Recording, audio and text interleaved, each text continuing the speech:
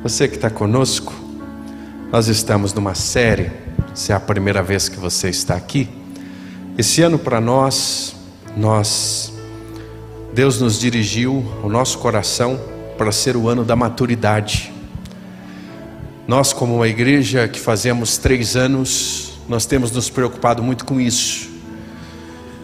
O grande desafio de uma igreja não é aquilo que é o aparente, não é aquilo que nós enxergamos, não é a celebração, não é o que a gente vem aqui no culto domingo à noite ver.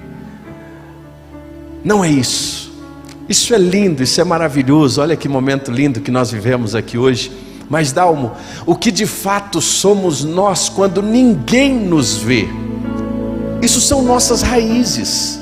E é isso que de fato faz a diferença, Raquel, na vida de uma igreja. É isso que de fato faz a diferença na vida de um discípulo. Porque às vezes quando todos nos veem, nós temos até um status quo, uma reputação, a forma como as pessoas nos enxergam. Mas a pergunta é, quem nós somos quando ninguém nos vê?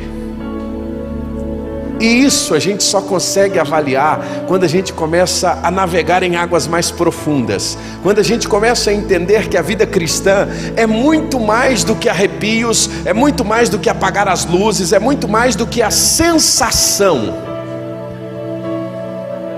E eu gosto muito, pastor Natan é um amigo querido que eu tenho, lá em Teresina. E pastor Natan, na primeira semana do ano, ele fez uma postagem que eu guardei no meu coração: que esse ano a gente peça menos arrepios ao Senhor e mais palavra. Na sua exposição da sua palavra, na sua postagem, o que ele estava dizendo é que nós possamos amadurecer mais. A igreja brasileira, irmãos, ela é muito nova, ela precisa de maturidade, ela precisa crescer, Railene, com o Senhor.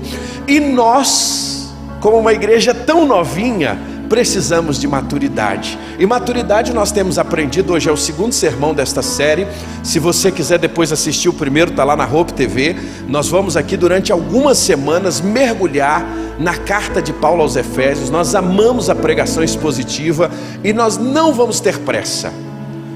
Quando nós, no nosso calendário de mensagens, essa perícope de hoje era para um domingo, mas nós vamos ter que fazê-la em 2 domingos. Não dava para correr com esse tema, porque a gente precisa entender de fato o que o Senhor quer nos ensinar neste tempo. E aí nós vamos mergulhar, irmã Benildes, em maturidade. Uma coisa que nós temos aprendido aqui durante esses dias, este ano principalmente, que maturidade não tem relação com idade. Maturidade não tem relação com tempo de igreja. Maturidade não tem relação com nenhuma destas questões que às vezes nós julgamos ter. Maturidade tem, na verdade, relação com o nosso nível de relacionamento com Deus, de intimidade com Deus, de relacionamento com o Senhor. E nós aprendemos do nosso primeiro encontro, na nossa primeira mensagem deste ano sobre a temática, né?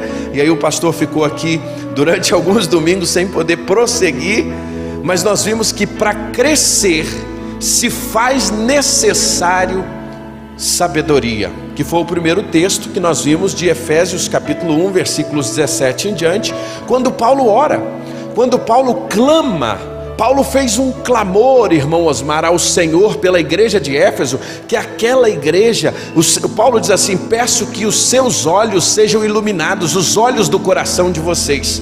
Queria que você abrisse a sua Bíblia na carta de Paulo a Éfeso. Nós vamos aí a partir do primeiro capítulo. Só relembrar, tenho insistido com você, ande com o seu caderninho, traz o seu caderninho para a igreja, começa a anotar, começa aquilo que te chamou a atenção. Se você talvez tenha dificuldade de riscar aí nas suas escrituras, abre o seu aplicativo de anotações, mas eu queria que você acompanhasse a palavra. Capítulo 1, versos 17 e 18, nós aprendemos que nós precisamos ter conhecimento de Deus. Sabedoria, Ana Paula, será fruto do nosso relacionamento com Deus. Sabedoria, Rafael, será fruto da nossa profundidade com Deus. E não é um conhecimento superficial, não é um conhecimento parcial, não é uma ideia introdutória de Deus. Mas Paulo disse: eu quero que vocês conheçam na mente e no coração, no intelecto e na alma. é com profundidade, irmão Valdinei. E aí nós aprendemos e fechamos aquele nosso primeiro encontro orando, pedindo ao Senhor que nos conceda um espírito de sabedoria. Hoje nós vamos avançar um pouco mais, porque nós terminamos o capítulo 1 e nós vamos investir hoje, o próximo domingo, no capítulo 2. E o capítulo 2 em Éfeso nós vamos aprender um pouco mais, principalmente sobre o que é igreja. Que palavra é essa? O que veio no seu coração? E nós vamos aproveitar que nós estamos em semana de aniversário, e no decorrer da carta nós vamos ver Paulo tratando sobre isso. Hoje e na próxima semana nós queremos falar um pouco desta igreja, a igreja de Jesus edificada em Cristo.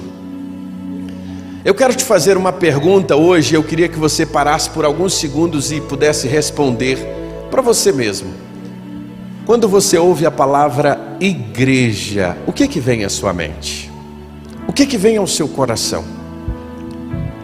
O que vem lá no profundo dos seus sentimentos quando você ouve a palavra igreja? Quando alguém diz assim, vamos à igreja. Infelizmente nós chegamos numa condição tal de descrédito dessa palavra, que muitas vezes associam a palavra igreja com tudo aquilo menos o que de fato biblicamente é a essência do ser igreja. A primeira coisa que vem à nossa mente muitas vezes quando pensamos na palavra igreja, nós pensamos no local de reuniões. Nós achamos que a igreja é onde nós vamos. Não, a igreja é quem nós somos, é o povo, é o ajuntamento. Nós já fomos igreja Hope lá na área da irmã Esther, nós já fomos Hope no hotel, nós já fomos Hope na loja menor, nós somos Hope hoje aqui, e se Deus permitir, irmãos, daqui uns dias nós vamos para um lugar maior do que esse, para a glória do nosso Deus, pela fé, aquele lugar que Deus já tem preparado para nós. Então aqui não é a Hope, aqui é o nosso lugar de reuniões, mas às vezes na nossa compreensão, nós achamos que igreja é onde a gente se reúne. Quer ver outra compreensão que ainda é pior do que essa? Me convidaram para ir na igreja, guarda a tua carteira, vão bater a tua carteira lá. Essa ideia de que igreja é um lugar, infelizmente, e pelo mau testemunho de muitos que usam a boa fé das pessoas, a sinceridade do ser humano, o desejo, a busca por Deus, a busca pelo sagrado, a busca inteira em ao Senhor em primeiro lugar, ensinam coisas que a palavra de Deus nunca ensinou. E fruto disso, acabou apresentando à nossa sociedade a igreja como um lugar onde a relação monetária, a relação financeira é o alvo principal. Eu quero te dizer que isso não é igreja. Vou repetir, isso não é igreja. Isso pode ser qualquer coisa menos igreja. Pastor, o que é igreja então? É isso que eu quero te convidar, a gente mergulhar nas escrituras e a gente entender de fato o que é isso. E uma coisa importante, quero fazer aqui um adendo. Nesses 2 anos de pandemia, que a gente completa agora dia 12 de março, daqui a pouco mais de um mês, daqui a 40 dias, nós precisamos mais do que nunca resgatar o conceito de igreja, porque a pandemia também, ela destroçou de forma voraz o conceito bíblico de igreja. E vou te dizer por quê.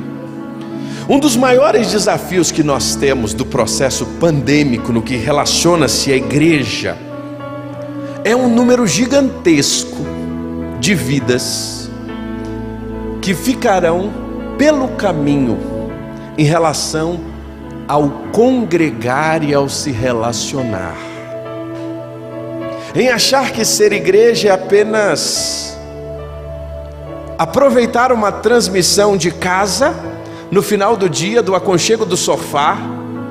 Olha, uma coisa muito importante, esse conceito de ser discípulo à distância, ele não é bíblico.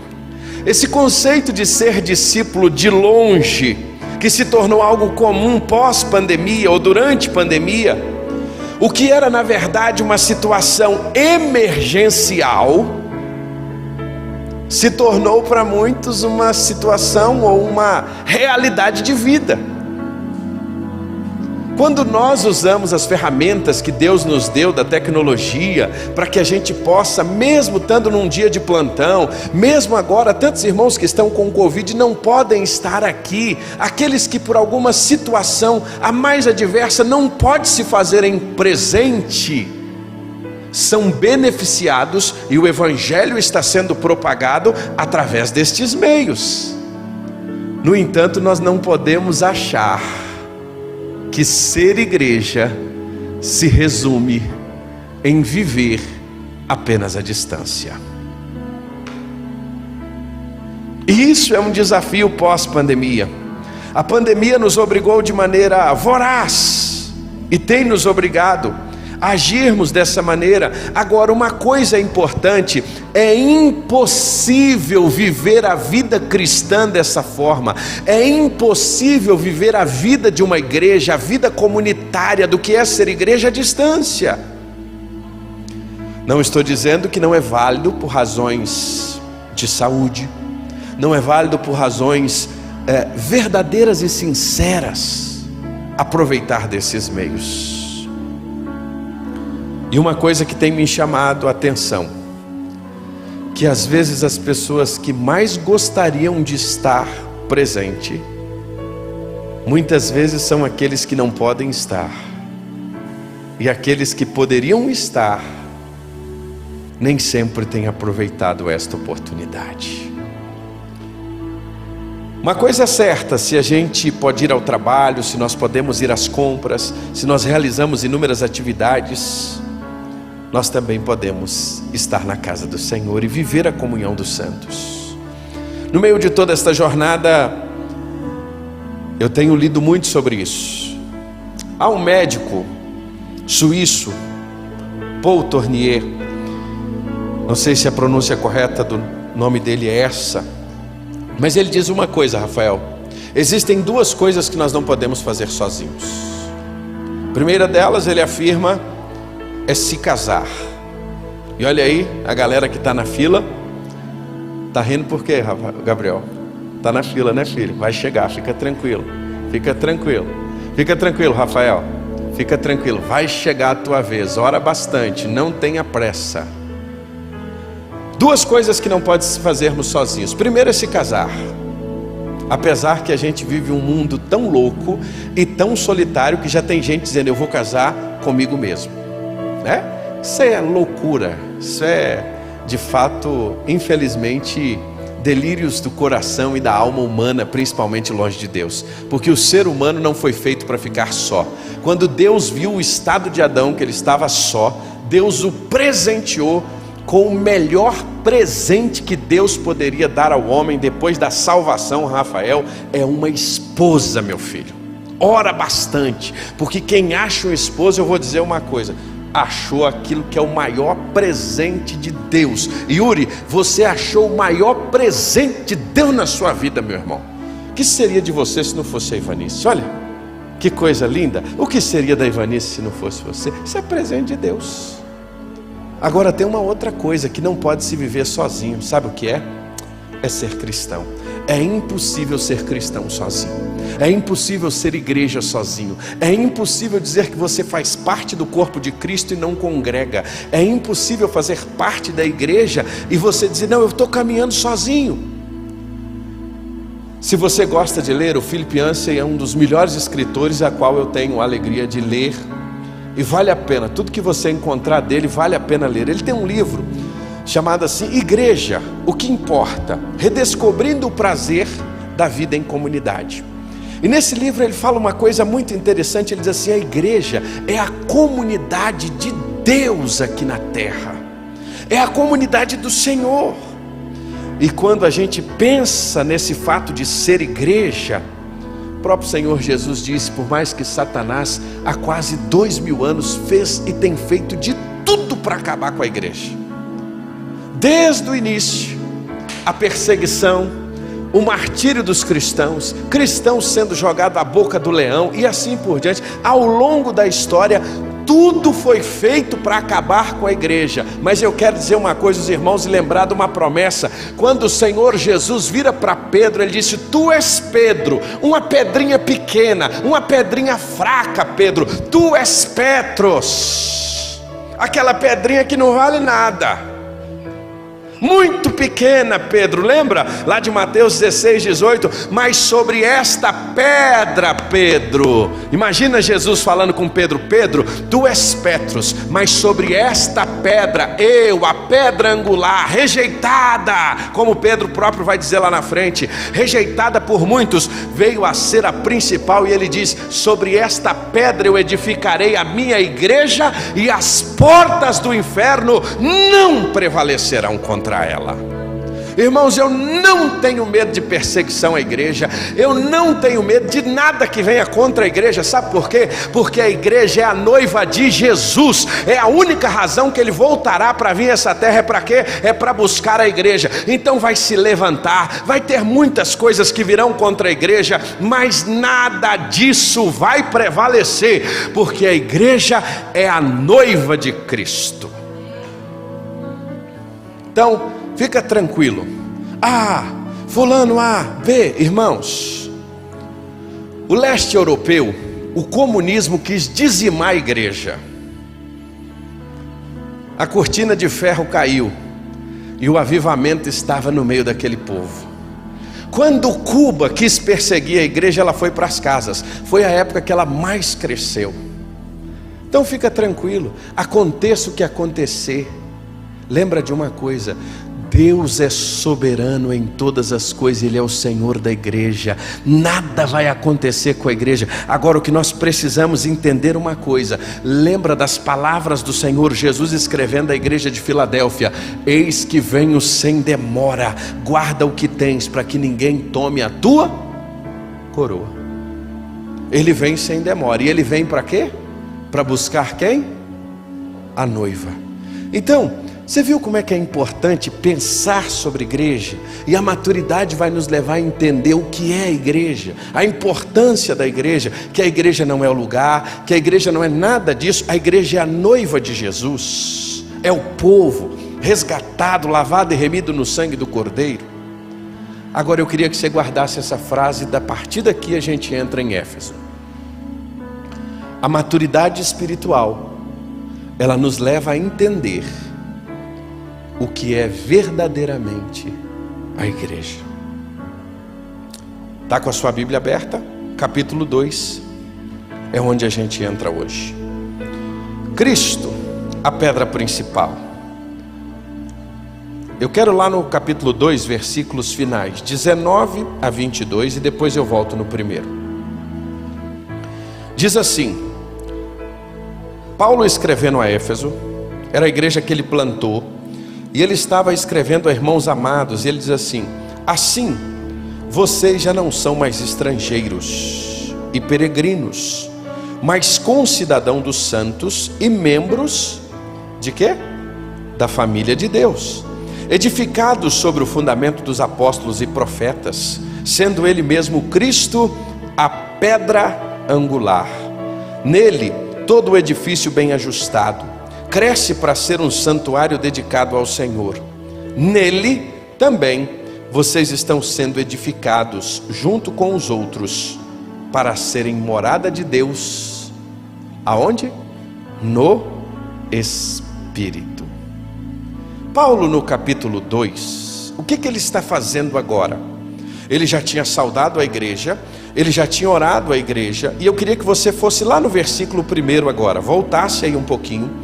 Paulo, ele está escrevendo a igreja, ele ora pedindo sabedoria à igreja, e logo no capítulo 2, ele trata daquilo que é o principal na vida da igreja, que é a convicção de salvação, é a obra salvífica. É por isso que o capítulo 2 começa de maneira clara, Paulo dizendo: ele lhes deu a vida quando vocês estavam mortos nas suas transgressões e nos seus pecados. Paulo então vai investir do versículo 1 ao versículo 8, falando de maneira clara, ou ao versículo 10, que a graça nos alcançou. Depois você pode ler com calma em casa. Ele pega esses 10 primeiros versículos e faz uma explanação, Gabriel, muito preciosa, e ele vai finalizar, resumir essa perícope, ou seja, esse trecho das Escrituras, dizendo: pela graça sois salvos mediante a fé, isso não vem de vós, é um dom de Deus, e não vem das obras, para que ninguém se glorie. Ou seja, a salvação é graça, o Senhor alcançou a todos, e através da obra de Cristo, agora todos nós podemos ter acesso à salvação. Então ele segue, ele continua dizendo, dos versículos 11 ao 22, ele vai mostrar agora que em Cristo, e aqui é muito importante para a gente entender, em Cristo, João, nós éramos separados por causa dos pecados, mas agora em Cristo, Ele coloca um ponto final na barreira que existia entre nós e Deus, e a barreira que existe entre nós e o próximo. Olha que interessante isso. A salvação, Railene, ela tira do nosso coração todo preconceito em relação ao outro. A salvação, irmã Shirley, ela tira de nós todas as nossas mazelas, Wilson. Ela tira de nós todo o conceito que a gente tem formado sobre o outro. Sabe por quê? Porque a salvação nos iguala numa condição. Qual é a condição que a salvação nos iguala? Todos nós somos pecadores diante de Deus. Então não há branco, não há negro, não há judeu, não há gentil, não há rico, não há pobre, não há direita, não há esquerda, não há nada de indiferença. Todos diante do Senhor são iguais. E é por isso que Paulo começa a construir esse conceito desta igualdade, e isso vai desembocar lá a partir do verso 19, aonde? Na igreja, na grande família de Deus. É por isso que ele começa a partir do verso 11, irmão, confira na sua Bíblia. Eu quero que você confira na sua Bíblia, tenha esse hábito aí a partir do verso 11, veja se o que o pastor está pregando está nas Escrituras. Portanto, lembre-se que no passado vocês eram gentios na carne, chamados à circuncisão por aqueles que se intitula circuncisão, que é feita na carne por mãos humanas. Naquele tempo vocês estavam sem Cristo, separados da comunidade de Israel, estranhos às alianças da promessa, não tendo esperança e sem Deus no mundo. Vocês estavam distantes. Agora olha a partir do verso 13, ele vai dizer: mas agora em Jesus, vocês que antes estavam longe, foram aproximados pelo sangue do Cordeiro. Ele é a nossa paz, de dois povos ele fez um só, na sua carne ele derrubou toda a parede de separação que estava no meio, a inimizade. Ele aboliu a lei dos mandamentos na forma de ordenança, para que dos dois criasse si mesmo uma nova humanidade, fazendo a paz, reconciliasse ambos em um só corpo com Deus, por meio de quê? Da cruz, destruindo a inimizade por meio dela. E quando veio Cristo, evangelizou paz a vocês que estavam longe, e paz aos que estavam perto, por meio dele. Antes, ou ambos, temos acesso ao Pai em um só Espírito. Olha as expressões que Paulo usa. Antes, verso 13, estavam longe. Ambos ele fez um. Ele derrubou o quê? A parede da separação. De quem Paulo estava falando? De judeus e de gentios. Em Cristo não há judeu, em Cristo não há gentio, em Cristo todos nós somos alvos da graça de Deus. Pastor, o que isso tem a ver com a igreja? Você vai entender agora. Porque quando ele chega a partir do verso 19, ele vai dizer: assim, vocês não são mais estrangeiros, peregrinos, mas concidadãos dos santos e membros de quê? Da família de Deus, edificados sobre o fundamento dos apóstolos e profetas, sendo ele mesmo Cristo Jesus a pedra angular. Nele todo o edifício bem ajustado cresce para ser um santuário dedicado ao Senhor. Nele também vocês estão sendo edificados juntos com os outros para serem moradas de Deus no Espírito. Paulo estava dizendo: olha, nem vocês judeus que acham que são salvos pela guarda das obras da lei, nem vocês gentios que acham que estão tão distantes que não podem ser alcançados por Deus, agora em Cristo Vocês precisam amadurecer e entender que a salvação é disponível a todos, e agora todos vocês são salvos. E Paulo estava dizendo: agora vocês que estavam distantes, pelo sangue de Jesus vocês chegaram perto. E ele está dizendo: Éfeso, nunca se esqueçam disso, foi Cristo, e em Cristo todos nós somos uma família. E que família é esta? Quando Paulo está dizendo aí no verso 19: assim vocês não são mais estrangeiros e peregrinos, mas concidadãos dos santos e membros de quê? De quê? Da família de quem? De Deus. Quem é a família de Deus, meus irmãos? É a igreja. Paulo está nos ensinando que igreja não é onde nos reunimos, igreja não é o conceito que muitas vezes nós temos. Igreja é a família de Deus, são aqueles que foram salvos em Cristo, que eram estrangeiros, que eram longes do Senhor, forasteiros, agora são concidadãos dos santos, são da família de Deus, e agora em Cristo nós somos cidadãos do reino, uma só família, membros de um só corpo. E que corpo é este? É a igreja, é um corpo bem ajustado, que a cabeça é Cristo. Isso é ser igreja.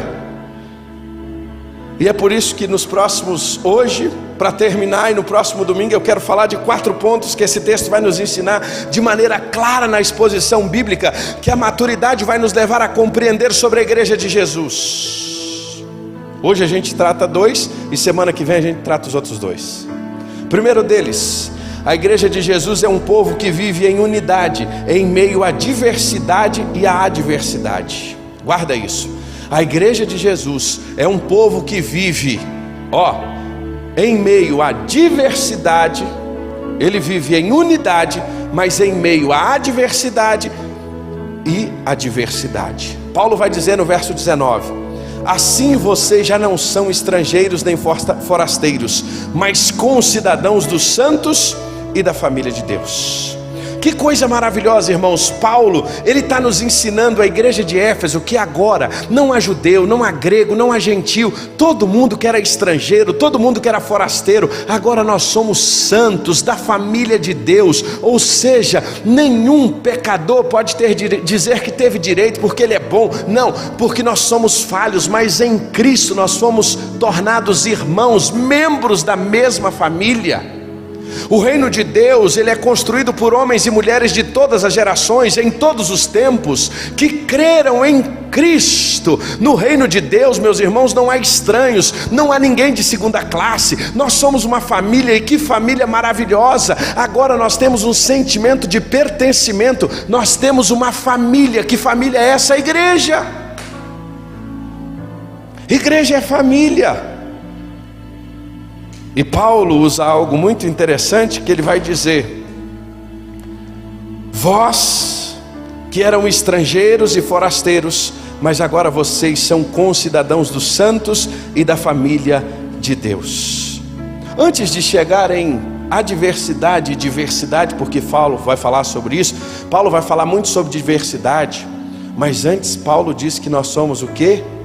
Concidadãos de onde? Dos céus, ou dos santos. Paulo, ele estava num contexto, Rafael, onde a cidadania era algo de muito valor. É tanto que quando ele é preso, lembra quando ele é preso? E lá no final vão perguntar a ele qual era a cidadania dele, e ele disse assim: eu sou um cidadão romano. Todo mundo fica assim: uau! A cidadania romana era algo de muito valor. Então muitos gentios gostariam de ter a cidadania romana, assim como muita gente gostaria de ser judeu. Agora é interessante que essa luta diária entre judeus e gentios, Paulo vai usar tudo isso para dizer: olha, nós temos uma cidadania que está muito além de ser judeu ou de ser gentio. Agora nós somos concidadãos de onde? Dos santos, dos céus. Nós temos uma pátria muito além dessa. Nós somos uma pátria muito além dessa. Nós não somos estrangeiros, nós não somos forasteiros, mas nós somos da família de Deus. Agora tem um ponto importante aqui. Paulo vai dizer, e há uma expressão, que nós somos concidadãos dos santos. A igreja são os concidadãos dos santos. A igreja é um povo separado. Isso significa que nós devemos ser separados do pecado. Só que nós vivemos em uma geração que, quando nós vamos falar logo à frente de diversidade, em nome da diversidade, há um discurso em que a igreja deve se concordar com todas as coisas. É um equívoco. A igreja de fato é um lugar onde a diversidade deve e necessita estar presente. No entanto, a nossa diversidade não pode ultrapassar aquilo que é o pecado, porque nós somos um povo, nós somos os concidadãos dos santos. De fato, a igreja deve ser um lugar onde a diversidade, ou seja, a característica do estado que é diverso, diferente, a igreja é a congregação dos diferentes. Aleluia por isso, porque nós não somos todos iguais. Nós aqui viemos de histórias diferentes, de contextos diferentes, mas uma coisa nos igualou: os nossos pecados. E agora, como igreja, nós somos um só povo, mas em nome da diversidade, como igreja, nós não podemos confundir. Deus, já diz Max Lucado, nos ama do jeito que nós somos, mas Ele se recusa a nos deixar do jeito que nós estamos. A diversidade não pode dar margem para o pecado. Pelo contrário, a diversidade é a expressão da graça de Deus a todos os povos, porque nos céus não existe lata de lixo, meus irmãos. O amor de Deus foi a todo aquele que crê. O amor do Senhor é expandido a todo aquele. A morte expiatória do Senhor foi por todos. Não foi apenas por judeus, não foi apenas por gregos, mas foi para todo aquele que crê. É por isso que nós somos um povo que vivemos em unidade em meio à diversidade. Só que a diversidade, nesse tempo, ela está abrindo margem para tolerância ao pecado. Mas a mesma igreja que é diversa, que aceita o diferente, ela também são os concidadãos dos santos. Olha que coisa interessante. Ela aceita o diferente, mas ela vive em santidade. O que isso significa? Que ela acolhe e recebe a todos. Mas o Evangelho nos proporciona uma transformação contínua, todos os dias, todos os momentos. Quando nós conhecemos a Cristo, nós não temos mais prazer no pecado. E eu quero pertencer a esta família, e eu quero viver em santidade. Eu quero ter uma vida santa, transformada em ser uma família, mesmo sendo diferente. E aí, nós precisamos aprender mais e mais a caminharmos juntos com quem pensa diferente, com quem age diferente. Só que a nossa liberdade, ela não pode dar lugar o quê? À carne, ao pecado. É isso que Paulo está ensinando, que esta igreja, no versículo 19, vós que sois estrangeiros, nem são forasteiros mais, vocês são concidadãos dos santos, vocês são da família de Deus. Agora, como família, uma coisa interessante: a sua família tem problema? Olha, se a sua não tem, pode ficar tranquilo que vai aparecer um lá, porque na minha tem, na da Samara tem. Aqui, eu vou só fazer uma pesquisa rápida aqui. A sua família alguma vez já teve um probleminha assim? Já passou por um problema? Levanta a sua mão, você que é igual eu, que é ser humano, que vive problema. Opa, olha aí. Sabe o que a gente descobre? Que toda família tem problema. Toda família tem problema. Agora, sabe o que é interessante? Por mais problema que tenha a nossa família, ela é nossa família. mexe com qualquer um, mas não mexe com gente lá de casa não, meu irmão. Ó, você fala mal de todo mundo, mas não fala do meu menino não. Minha família tem problema, mas é minha família. O pau pode estar quebrando, o negócio pode estar arriado, mas você mexe com um, parece que mexeu com todo mundo. Aí cresce a briga na hora e está todo mundo junto, porque é o quê? Uma família. Agora olha que interessante. O apóstolo Paulo usa essa mesma designação para dizer que nós somos também o quê? Família. Isso é para dizer, sabe o quê? Sabe aquela igreja perfeitinha que você procura? Ela não existe. Sabe aquela igreja que você procura, que ela não tenha nenhum probleminha? Ela não existe, porque ela é uma família. E aonde tem família tem o quê? Tem problema, tem luta, tem adversidade. O que nós aprendemos é a conviver e amar uns aos outros do jeito que nós somos. Família é assim, a gente aprende a conviver. Aprende a conviver. É a sogra que aprende a conviver com aquele genro abençoado que ela tem. É o sogro que aprende a conviver com aquela mala sem alça que ele ganhou de genro, e agora ele chama de filho e ora por ele todo dia, mas ele insiste em chegar e botar o pé no sofá. É assim, não é, família? Continua amando, continua cuidando, continua zelando, indiferente de, porque nós somos família. Família não joga fora, por mais desafiador que seja, nós andamos juntos. Aí Paulo vai dizer que agora nós somos família de Deus. Então em Deus nós nos tornamos um só corpo, e esse corpo ele tem lutas, ele tem adversidades, ele tem pessoas que pensam diferentes, ele tem aqui a diversidade de pensamento, de forma de ser. Só que essa diversidade não pode dar lugar ao pecado, não pode dar lugar à carne, não pode dar lugar àquilo que nós achamos que são as minorias. Olha, se tem alguém que sempre cuidou de minoria, foi Jesus. Sempre olhou para as minorias. Só que Jesus nunca deu lugar aos erros que as minorias também faziam. Ele acolhia a todos com amor, mas ele apresentava o evangelho da transformação. Isso é Jesus.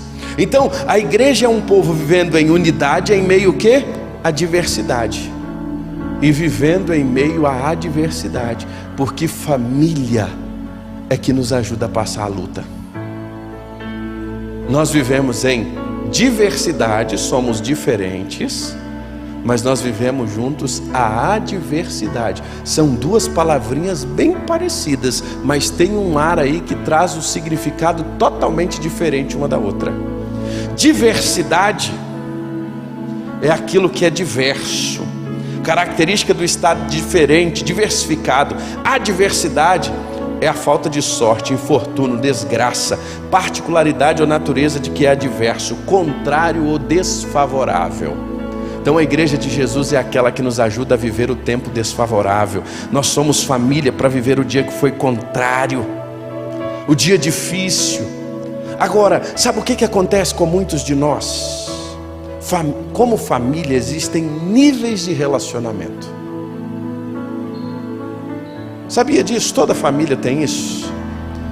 Eu não sei quantos irmãos você tem. Eu tenho 8 irmãos, mais 7, são maravilhosos meus irmãos. Mas acaba que um ou com o outro você acaba se relacionando mais. Isso é comum, isso é normal. Não estou dizendo que em relação a pai e filho, predileção, apesar que toda casa tem um filho que é mais predileto. Você já ouviu essa história? Né? Tem uma mãe que diz assim, esse é mais predileto. Eu acho que isso não acontece. Coração de mãe é tudo igual, coração de pai. Mas a gente sempre brinca, né? Fulano é mais predileto. Lá em casa eu nem vou dizer quem é para não arrumar confusão, né? Que eu sei que meus pais estão no culto agora e já vai ter problema. Mas sabe o que acontece? Tem níveis de relacionamento diferentes. Você se relaciona com seus irmãos todos da mesma forma? Na sua família você se relaciona com todas as pessoas da mesma forma? Não. Com quem você tem mais nível de relacionamento, você abre o coração. Quanto mais profundidade de relacionamento você tem, mais você tem acolhimento, você tem cuidado, você tem respeito a partir daquela pessoa. Não é assim? A igreja é do mesmo jeito. O problema é que às vezes nós chegamos para viver nesta família e nós não nos relacionamos. A gente passa a viver nessa família como se a gente morasse num hotel. A gente vem, sai, volta, mas a gente não se relaciona com profundidade. Você é convidado para ir para um pequeno grupo, para um PGM, você não vai. Você é chamado para se integrar com um grupo de pessoas, você não se integra. E aí quando vem o dia da adversidade, na hora da adversidade, você diz assim: poxa, eu estou sozinho. Você não está sozinho, você se fez sozinho. É diferente.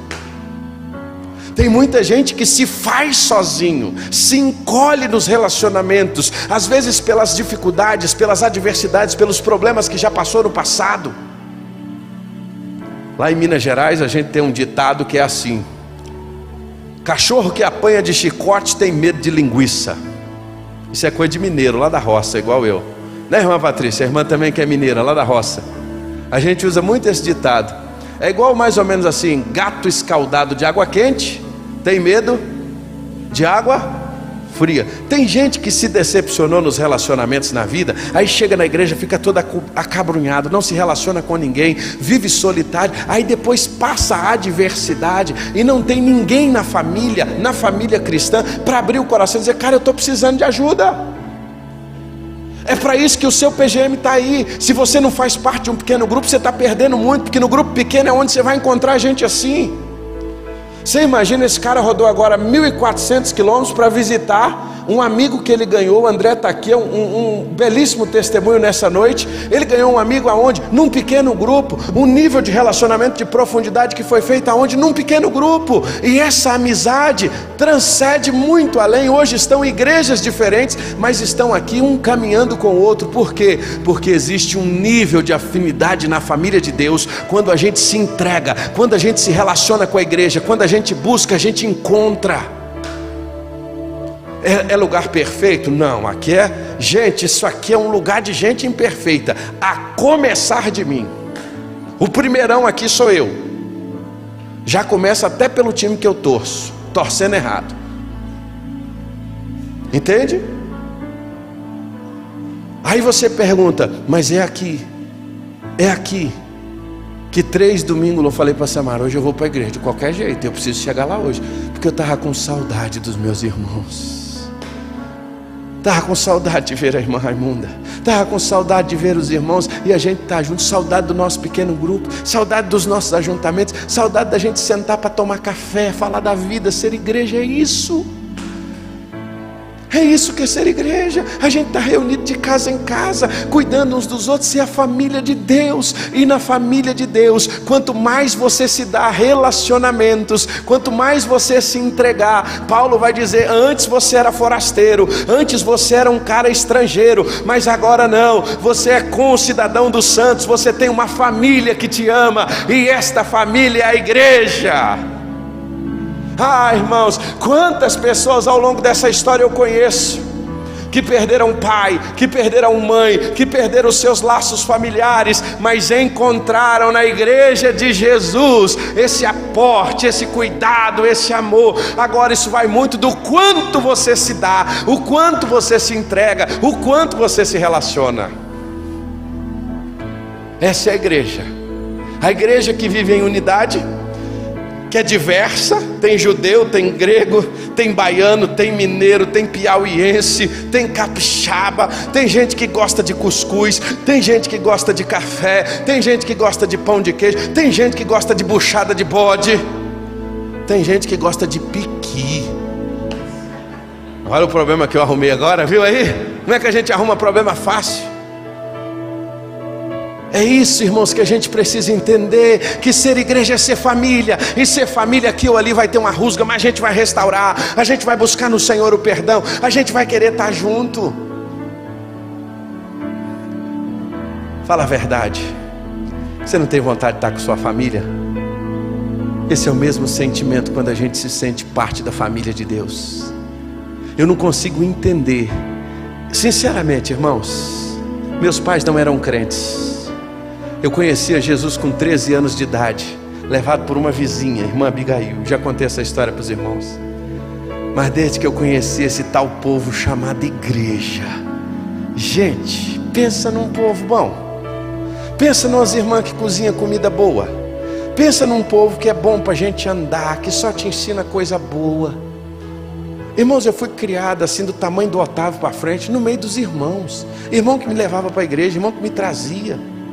ia para acampamento. Nem vou falar que o irmão Vilmar já assinou para me levar para acampamento quando eu era adolescente, que eu vou entregar a idade dele, né? Mas imagina, irmão Vilmar assinava para me levar. Meus pais não podiam ir, meus irmãos estavam lá, vai, nós vamos cuidar de você. Irmãos, aonde é isso? Aonde a gente vê isso? É só nessa família aqui, gente.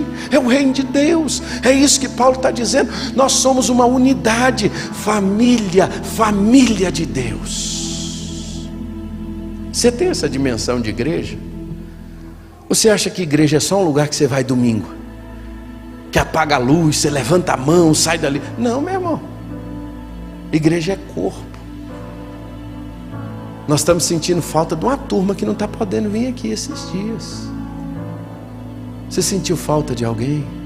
Você tem sentido falta de alguém? Você ligou para ele? É isso que é ser igreja. Vou terminar hoje. Por isso que eu disse que não dava para correr. Igreja é o povo que vive em unidade no meio da diversidade e da adversidade. Em segundo lugar, versículo 20: edificados sobre o fundamento dos apóstolos e dos profetas, de que Jesus Cristo é a principal pedra de esquina. Olha que interessante. Edificados sobre o fundamento dos apóstolos, dos profetas, de que Jesus Cristo é a pedra principal, a pedra de esquina. Nós aprendemos que a igreja de Jesus é um povo que vive em meio à diversidade, à diversidade e à adversidade. Nós somos uma família. Agora a segunda coisa, Gabriel, e eu paro por aqui hoje. Jesus é a base da igreja. Eu sei que nós batistas não gostamos de fazer isso de jeito nenhum, falar para o lado, repetir, isso não é nosso não. Mas só repita comigo nessa noite: Jesus é a base da igreja. Ele é a pedra de esquina. Sabe o que isso significa, irmão Valdinei? Toda construção tinha uma pedra principal nos quatro cantos. Seria o que a gente chama de quê hoje? De sapata. A turma da construção aí lembra. Aquela sapatona assim no canto, né? De onde nascem os pilares, que virão as vigas, que vão ajustar toda a construção. A sapata, nela está apoiado toda a força de um prédio. Jesus usa essa expressão, Cristian, para dizer: eu sou a pedra principal. E Paulo está dizendo agora que a pedra principal, a base principal da igreja é Cristo, a pedra de esquina, aquela que foi rejeitada. Ele é a base da igreja. É interessante que Paulo está ensinando algo tão profundo a Éfeso e para nós, que às vezes a gente nem consegue nem entender. Quando Jesus entrou no templo que os cambistas estavam vendendo, lembra que ele chega e tira todo mundo dali, e ele faz um discurso, e no seu discurso ele diz, lá em João 2, 19 a 22, ele fala assim: derribai este templo e em 3 dias o levantarei. Disseram, pois, os judeus: há 46 anos, em 46 anos foi edificado esse templo, e você vai levantar outro em 3 dias? Eles não estavam entendendo que a edificação pela qual Jesus estava falando não era a edificação de pedras. É por isso que faz todo sentido quando ele vai chegar, a mulher de Samaria, e vai dizer: olha, os seus pais adoram no Gerizim, os nossos adoram em Jerusalém, mas chegará um tempo que os verdadeiros adoradores adorarão em espírito e em verdade. A igreja não é o lugar, e Jesus estava dizendo: vai ser reconstruída em 3 dias. Como? Ele estava falando da sua ressurreição, porque ele é a base da igreja. É ele que Pedro vai chegar lá na frente, no capítulo de número 2, de 4 a 10, e dizer: ele é a pedra viva que foi reprovada na verdade pelos homens, mas eleita por Deus e preciosa. É ele. A igreja não é fundamentada no pastor, a igreja não é fundamentada na denominação, a igreja não é fundamentada na sua liderança, a igreja é fundamentada em Cristo e na palavra de Deus. Oh, aleluia! Meus irmãos, é por isso que vai acontecer o que acontecer, a igreja vai permanecer, porque Cristo é a pedra fundamental. E a pedra fundamental, pode vir vento, pode vir perseguição, pode acontecer o que aconteça. Meus irmãos,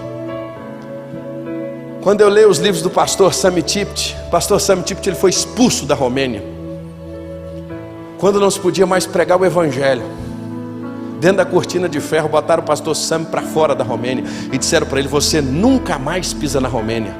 Leia os livros dele, Fator Oração, Coração Ardente. Ele conta essa história muito linda. E ele fala, ele foi expulso. Por quê?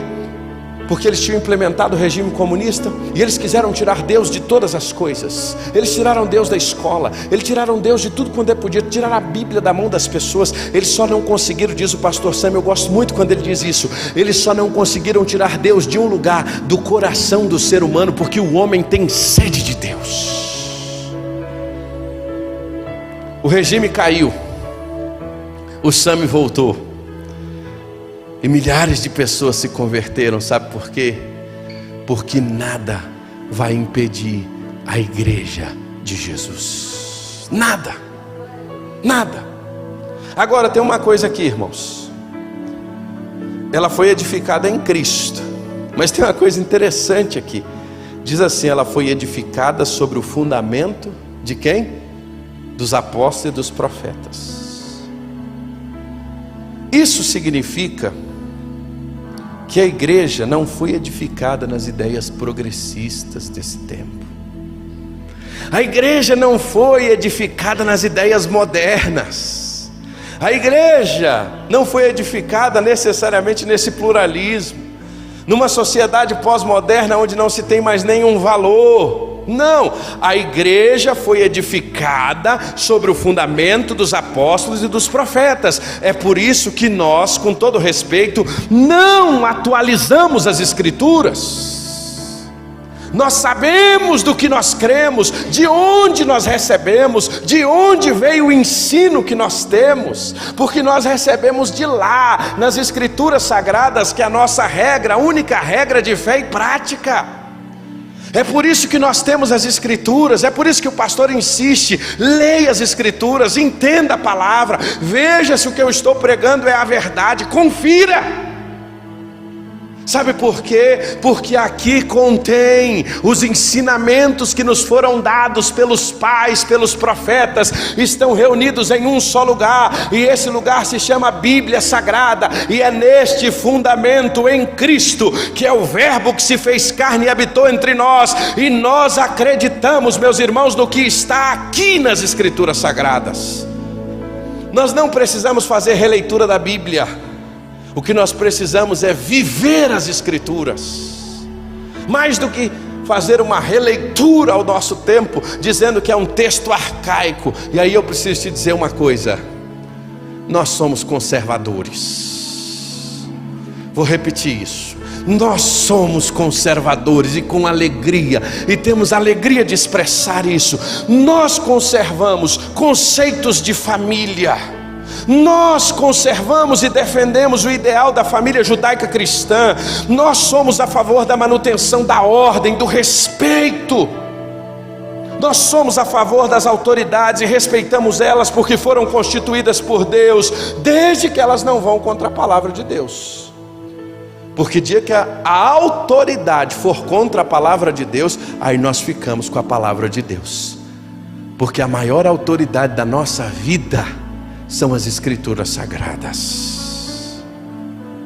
E olha que nós estamos passando muito perto, irmãos, que tem muita autoridade negando o que a Bíblia ensina. Muita. Em nome de uma releitura das escrituras. Nós somos conservadores e não temos vergonha disso. Nós acreditamos que a Bíblia é inerrante, ela é infalível, ela é a palavra de Deus. O que é pecado continuará sendo pecado. O que é erro continuará sendo erro.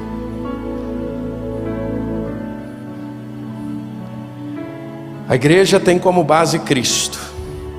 Nós somos edificados no fundamento dos apóstolos.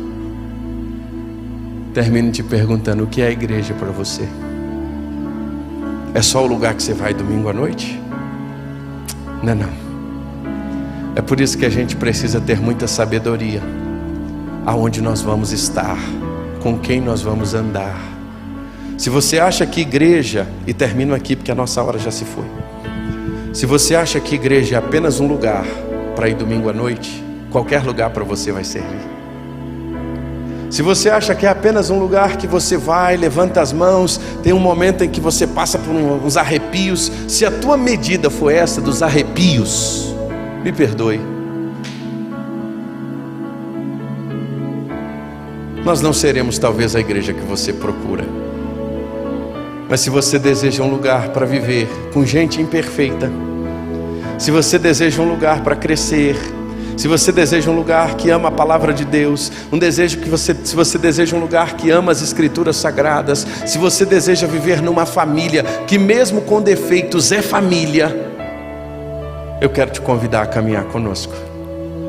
Numa comunidade de pessoas imperfeitas, mas que não estão acomodadas, que são acolhidas do jeito que são, mas que aprenderam em Deus e se recusam todos os dias a permanecerem como estão. Queremos crescer na santidade, no caminho do Senhor, perto dEle e andar com Ele.